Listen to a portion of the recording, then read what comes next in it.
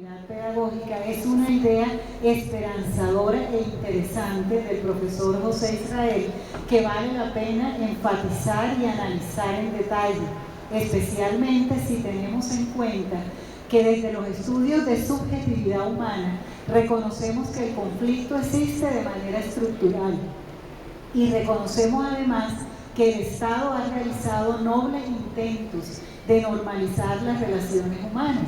Pero pregunto, ¿por qué se hace necesario sancionar tantas leyes? ¿Por qué o qué pasa en el sujeto humano que insiste en la desarmonía en vez de la armonía y la paz que es tan anhelada?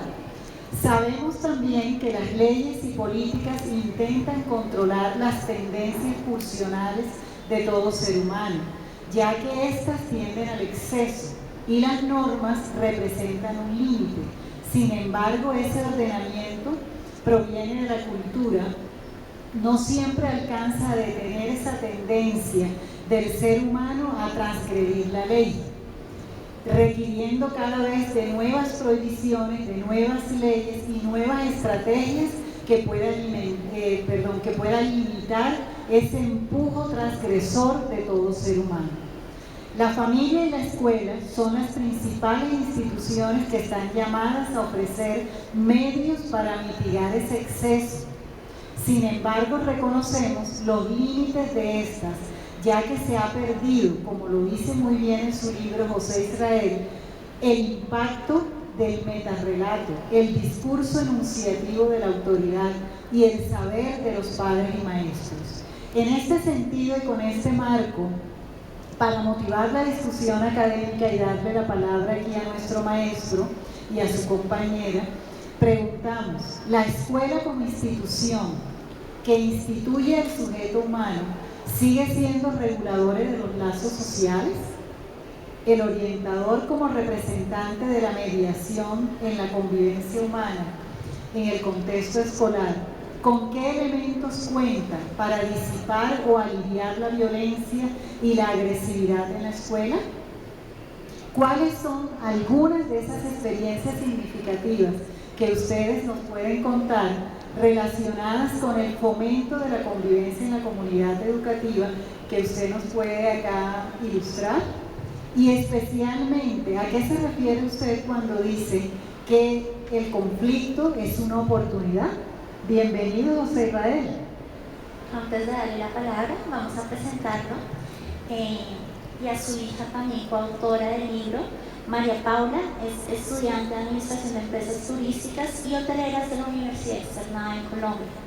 José Israel es maestro de la Escuela Normal Superior, trabajador social de la Universidad Nacional de Colombia, licenciado en Pedagogía Reeducativa de la Fundación Universitaria Luis Amigó, magíster en Educación de la Universidad Pedagógica Nacional, tiene un diplomado en Derechos Humanos por la UPN y de Defensoría del Pueblo.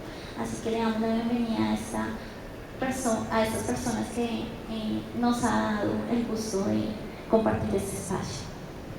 Bueno, muchas gracias a la red y a los colegas que han hecho posible esta invitación, y dejemos sentado de paso que es la oportunidad que tiene la orientación escolar de Bogotá para que hoy instalemos un compromiso de que cada año se haga un evento en el que los colegas demuestren a la sociedad colombiana y del mundo sus producciones.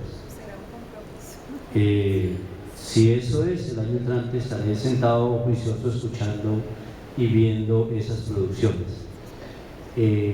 Hace 9 años, con la profesora Nancy Martínez, que nos acompaña, ella muy generosamente hizo el lanzamiento de este libro, Manual para Escribir, que lo editó Magisterio. Fue uno de los primeros lanzamientos en la vida pública, tanto de ella como mío, porque hoy la producción que ella dirige a través del IDEP es admirable y es muy nutrida. Lo segundo es saludar a la profesora Clara María García, mi profesora en la Universidad Nacional testiga de muchos avatares y que a pesar de todo eso, pues hoy he podido sobrevivir y estoy donde estoy. De alguna forma eso ojalá pueda más tarde decirle a las colegas, responde a la inquietud de la pregunta si el conflicto es una oportunidad. Así que digo, desde que me expulsaron de la Universidad Nacional me sacudí, empecé a mirar otro mundo, a darme cuenta de en qué país vivía y sobre eso hacer toda una práctica hacia la vivencia de los derechos humanos, como lo está haciendo la colega, se polemice y digo yo, se haga un mejor texto que ese, porque hay mucho material de donde echar mano. Entonces, María Paula. Bueno, pues muchas gracias por la invitación y sí, pues mi papá es verdad. Entonces,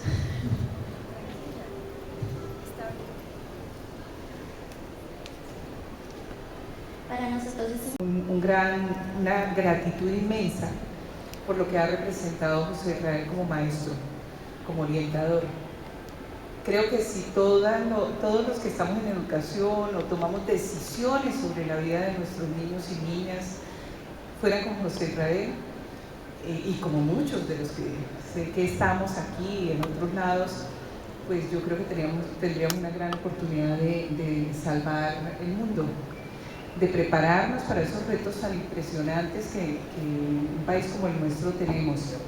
Por eso encontrarme con muchos textos, muchos de ellos escritos, pero también otros son producto de conversaciones y espacios de encuentro con José Israel, se constituye en un ejemplo ejemplarizante, valga la redundancia, de lo que podemos hacer como maestros, que esa soledad a veces que demandamos y decimos que nosotros los maestros estamos muy solos, y uno dice, no, encuentra en un libro como el de José Israel González, ahora estoy leyendo a Fernando González, seguramente por ahí pariente por maestro de escuela, ese libro Viaja Bien. Digo, qué mejor para un maestro que tener un referente como ese.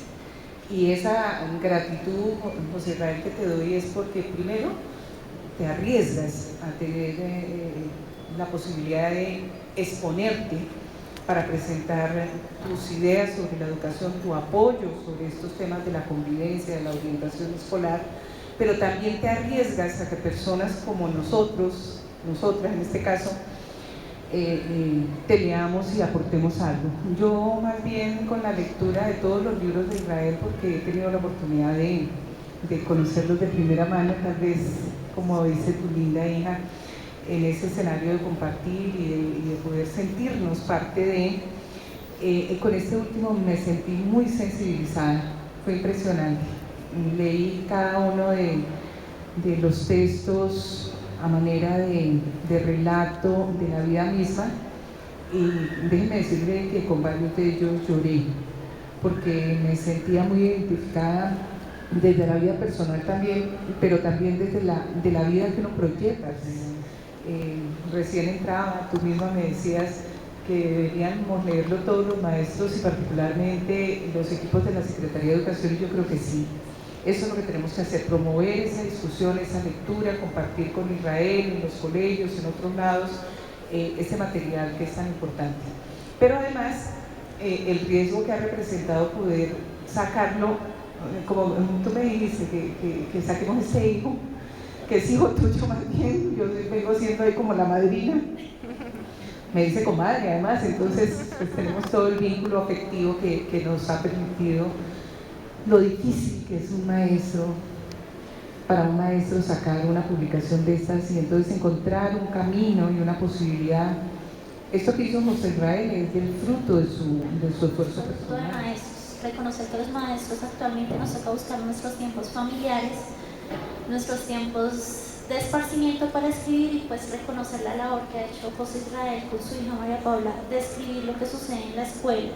Los que están interesados en hablar del conflicto en la escuela, es un excelente libro que describe cómo sucede eso dentro de la escuela.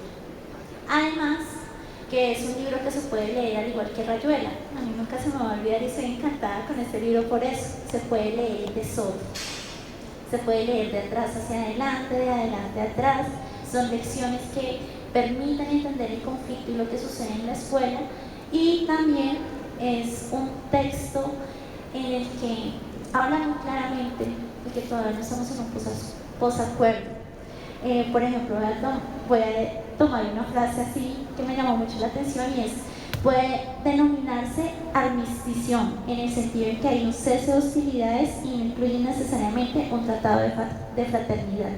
Perdón la falta de pronunciación, pero sí es esto lo que busca el libro. Van a encontrar en este libro excelentes ejemplos de conflicto, y pues también estamos acá un grupo de docentes orientadores que estamos buscando en nuestros espacios libres construir algo que implique en la escuela, porque esa es una de las propuestas que también realiza José Israel, y es que hay herramientas nosotros tenemos en la escuela, pues que nos comiencen a reconocer como personas asesores de política, para que no vengan a decirnos cómo tenemos que hablar sobre cuál va a ser nuestra cátedra de paz para impartir en nuestra escuela, sino que desde nosotros que vivimos a diario en el aula estos procesos de violencia, ya tenemos conocimientos que podemos llegar a enriquecer las nuevas políticas de la institución. Y por último, reconocer que este es un texto. Cuando ustedes van a hablar de conflicto, siempre van a encontrar dos tipos de texto. Uno que habla de la no violencia separado, que es que debe estar en un constante estado de paz. El libro de José Israel habla de la no violencia juntica con un guión, y es que la no violencia junta es la oportunidad del conflicto, la oportunidad de el no estar de acuerdo con otro, el estar interactuando con subjetividades completamente contradictorias a nosotros, como una oportunidad de desarrollo social en la que tenemos que convivir, en la que sí va a haber seguramente violencia, pero violencia en la que no haya una agresión hacia el otro, sino que haya una agresión, que haya una relación de construcción. Esa es la propuesta de José Israel de este proceso. ¿Por qué? Porque me he dado cuenta que hay muchas producciones de docentes, de orientadores, que a veces, así estén dentro de nuestro propio colegio, no la leemos, y son maravillosas, y son investigaciones serias, sistematizadas, que nos brindan conocimientos y herramientas de transformación, incluso como una herramienta de poder. ¿Qué rol puede desempeñar dentro del aula en un país que está en proceso de construcción de paz? Muchas gracias. Digamos, a los mismos estudiantes para hacer un trabajo cooperativo para la construcción de paz en el aula de clase. La joven también me pregunta.